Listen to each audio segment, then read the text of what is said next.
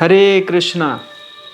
Shrimad Bhagavad Gita series में आप सभी का हार्दिक स्वागत है। आज हम श्रीमद् भगवद गीता के दूसरे अध्याय के 38 और 39 नंबर 2 श्लोक के बारे में चर्चा करेंगे। जैसे कि आपको पता है कि पहले जो 37 नंबर श्लोक तक हम चर्चा कर चुके हैं और ये जो सेक्शन अभी चलेगा 38 नंबर से 53 नंबर श्लोक तक, दूसरे अध्याय के 38 नंबर से 53 नंबर श्लोक तक ये निष्काम कर्म योग या बुद्धि योग, इसी के बारे में ये चर्चा होगी।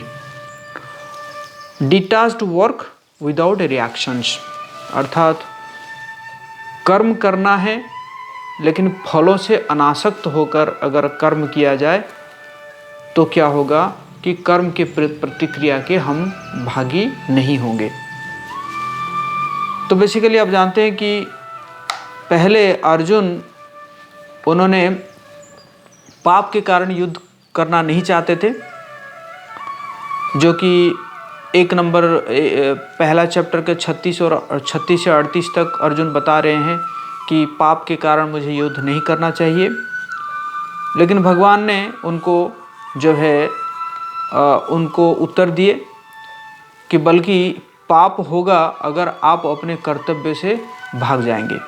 अगर आप अपना नियत कर्तव्य को नहीं करेंगे तो ये पाप की भागीदारी आप बनेंगे। फिर जो है भगवान अभी क्या करेंगे कि कहेंगे कि अगर आप अपना कर्म करते हो, अपना कर्तव्य करते हो और फलों से अनासक्त होकर कर्म करते हो तो फिर आप जो है पाप की प्रतिक्रिया से आप मुक्त हो जाएंगे। तो बेसिकली ये जो सेक्शन का जिस्ट यही था। तो सबसे पहले भगवान जो है 11 नंबर से 30 नंबर तक भगवान ने ज्ञान दिए, अर्थात शरीर क्या है, आत्मा क्या है, इसके बारे में ज्ञान दिए। और 31 से 37 नंबर तक भगवान ने जो है कर्म के बारे में कहे। और अभी भगवान कहेंगे कि प्रॉपर ज्ञान से अगर हम कर्म करते हैं और फलों से अनासक्त होकर अगर हम कर्म करते हैं तो जो है हम क्या हो जाएंगे, इसी जो पापमय काम से मुक्त हो जाएंगे। और क्या है कि इसी को कहा जाएगा निष्काम कर्म योग। तो हम शुरू करते हैं 38 नंबर श्लोक। श्लोक इस प्रकार है। सुख दुखे समे कृत्वा लाभा लाभो जया जयौ ततो युद्धाय युज्यस्व नैवं पापम अवाप्स्यसि। अनुवाद। तुम सुख या दुख, हानि या लाभ, विजय या पराजय का विचार किए बिना युद्ध के लिए ही युद्ध करो। ऐसा करने पर तुम्हें कोई पाप नहीं लगेगा। बस युद्ध के लिए ही युद्ध करो। और सब मतलब ये जो रिजल्ट से है ना, रिजल्ट से आप डिटैच हो जाओ। मतलब सुख मिलेगा या दुख मिलेगा, हानि होगा या लाभ होगा, विजय होगा या पराजय होगा, इसके ऊपर विचार मत कीजिए, युद्ध के लिए ही युद्ध कीजिए। तो श्रील प्रभुपाद जी कह रहे हैं कि भगवान इसलिए कह रहे हैं कि क्योंकि ये मेरी इच्छा है, ये मेरी इच्छा है, आपको जो है युद्ध करना ही चाहिए।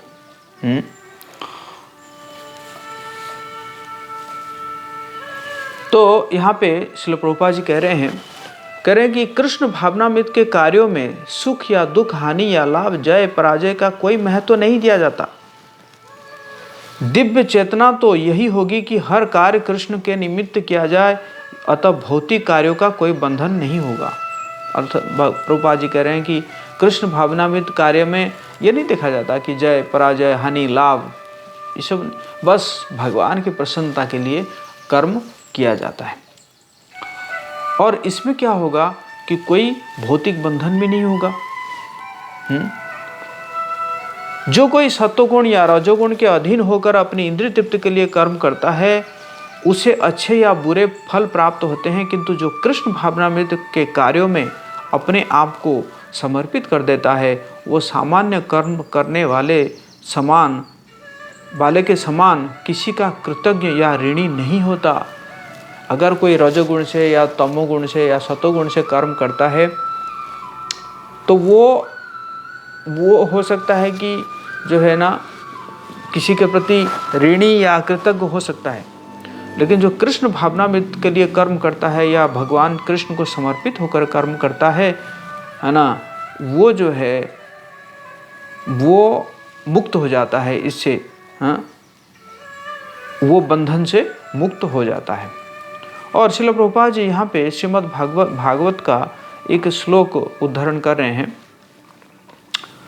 जो कि देवर्षि भूतात्म नृणाम पितृणाम न किंकरो नाय मृणी च राजन सर्वात्मना यह शरणम शरण्यम गतो मुकुंदम परिहित्य कर्तम।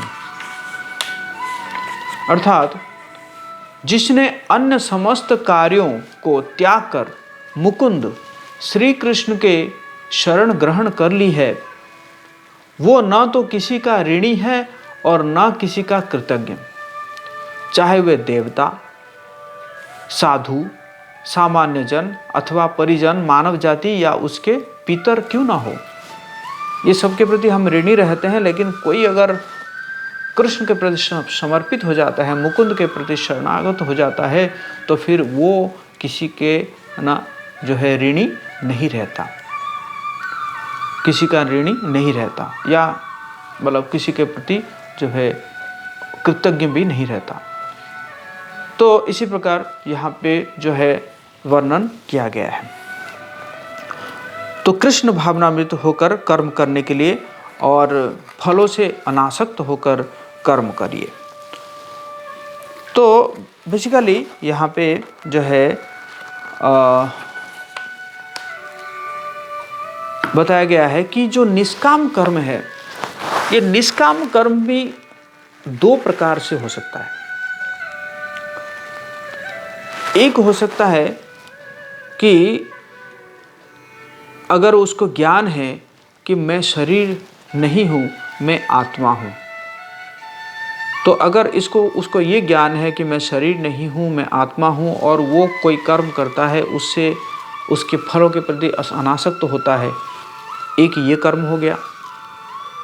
दूसरा व्यक्ति, उसको ज्ञान है कि भगवान जो है, भगवान कृष्ण परम भगवान है और मैं तो उनका दास हूँ, मैं तो उनका अंश हूँ, और वो इस प्रकार का कर्म करता है और उसका फलों के प्रति अनासक्त होता है। तो दो प्रकार के कर्म हैं, लेकिन दोनों का गति अलग अलग हो सकता है। एक का गति हो सकता है कि ब्रह्म ज्योति तक हो सकता है, और दूसरे का गति जो है वो भगवत धाम तक जा सकता है। तो इसी प्रकार जो है निष्काम कर्म योग जो है वो दो प्रकार के कर्म किया जा सकता है। अब हम जाएंगे, ये बेसिकली जो था 38 नंबर श्लोक में, fight as a duty and equanimity in duality. मतलब हानि लाभ जय पराजय में हमेशा क्या रहना है ना, जो है इक्वानिमिटी, समभाव में रहना है। तो 39 नंबर श्लोक जो है वो बेसिकली बुद्धि योग के बारे में भगवान यहाँ पे चर्चा कर रहे हैं। बुद्धि योग हम देखते हैं 39 नंबर क्या है। ऐसा ते विहिता सांख्ये बुद्धिर्योगे त्विमां शृणु बुद्ध्या युक्तो यया पार्थ कर्मबंधम प्रहास्यसि। यहाँ मैंने वैश्लेषिक अध्ययन अर्थात सांख्य द्वारा इस ज्ञान का वर्णन किया है। अब निष्काम भाव से कर्म करना बता रहा हूँ, उसे सुनो। हे पृथापुत्र, तुम यदि ऐसे ज्ञान से कर्म करोगे तो तुम कर्मों के बंधन से अपने को मुक्त कर सकते हो। तो भगवान कह रहे हैं कि जो मैंने सांख्य, पहले तो जो सांख्य योग के बारे में मैं चर्चा कर रहा था, सांख्य योग के मतलब एनालिसिस है ना, मैटर एंड सोल, उसके जो है एनालिसिस, वो सांख्य योग है। लेकिन अब जो है मैं क्या बताऊंगा, निष्काम भाव से कैसे कर्म किया जाए। और भगवान चाहते हैं कि अर्जुन को वो ध्यान से सुने, अटेंटिवली उसको सुने। और ऐसे ज्ञान से अगर आप कर्म करोगे तो क्या होगा कि आप जो है कर्म के बंधन से मुक्त हो जाओगे।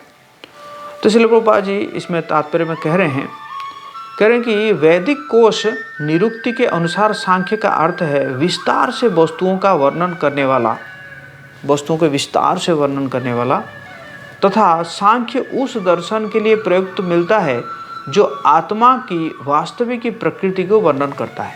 अगर कोई बात आत्मा की वास्तविक जो है प्रकृति को वर्णन करता है, वो उसको भी सांख्य कहा जाता है।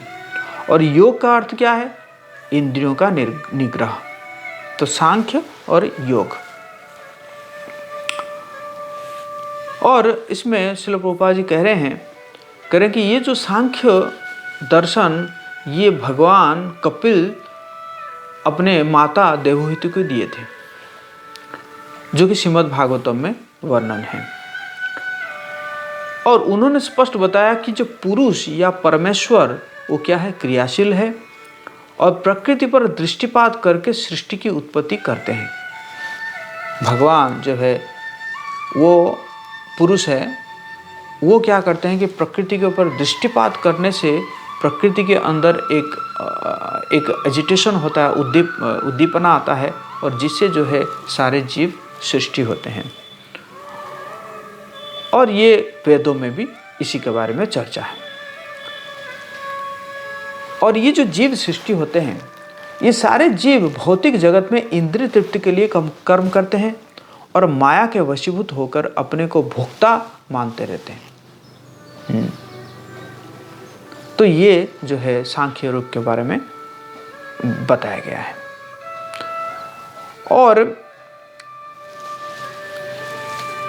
बुद्धि योग या कर्म योग की कार्य विधि भगवान अभी बताएंगे, जो कृष्ण की इंद्रिय तृप्ति के लिए किया गया भक्ति योग है। एक तो अपने इंद्रिय तृप्ति के लिए कर्म करना और कृष्ण की इंद्रिय तृप्ति के लिए कर्म करना। जब वो कृष्ण की इंद्रिय तृप्ति के लिए कर्म करते हैं तो वो क्या हो जाता है, भक्ति योग हो जाता है, जो कि बुद्धि योग भी है। फिर भगवान प्रभुपाद जी कह रहे हैं, भगवान की भक्ति या दिव्य प्रेमा भक्ति में या कृष्ण भावनामृत में स्थित होता है, वही भगवान के विशिष्ट कृपा से बुद्धि योग की यह अवस्था को प्राप्त कर पाता है। ये बुद्धि योग को प्राप्त करना आसान बात नहीं है। ये सिर्फ भगवान की कृपा से ही इस अवस्था को प्राप्त किया जा सकता है।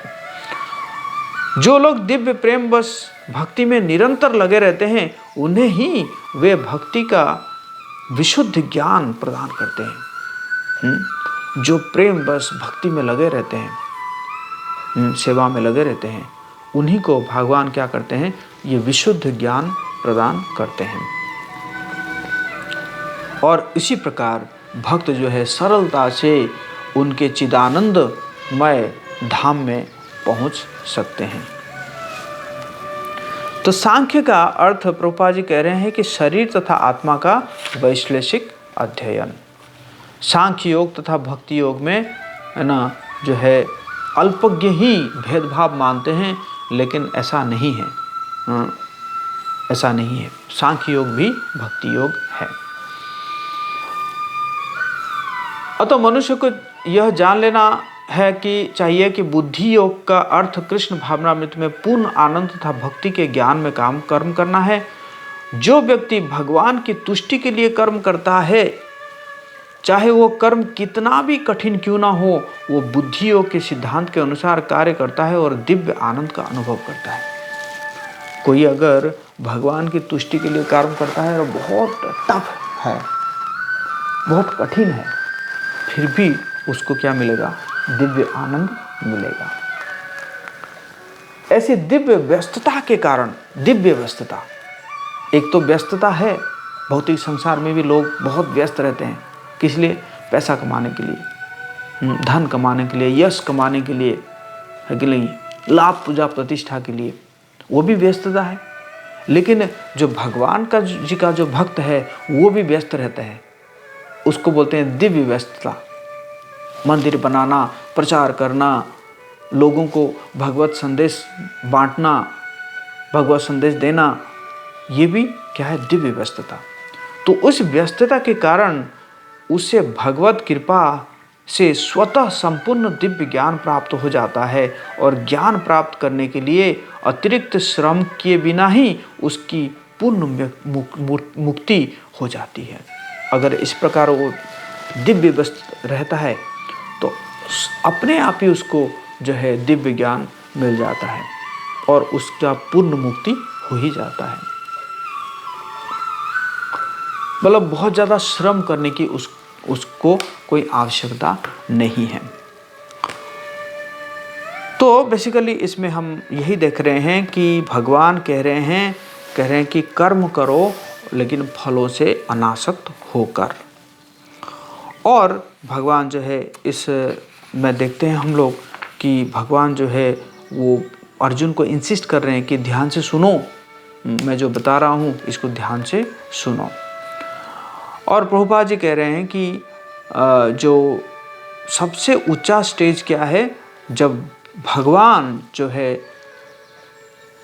भक्तों के ऊपर कृपा करते हैं और उनको पूर्ण बुद्धि देते हैं, यही बुद्धि योग है। भगवान जब जो है कृपा करके एक भक्त को पूर्ण बुद्धि देते हैं, वही क्या है? बुद्धि योग है। तो मैंने ये 2 श्लोक आज चर्चा किया, 38 नंबर और 39 नंबर श्लोक दूसरे अध्याय के। तो आपको ये वीडियो कैसा लगा कमेंट बॉक्स में लिख कर दीजिएगा। इस वीडियो को ज़्यादा से ज़्यादा लोगों के साथ शेयर कर सकते हैं एज ए सर्विस, ताकि लोगों को भगवद गीता का ज्ञान मिले।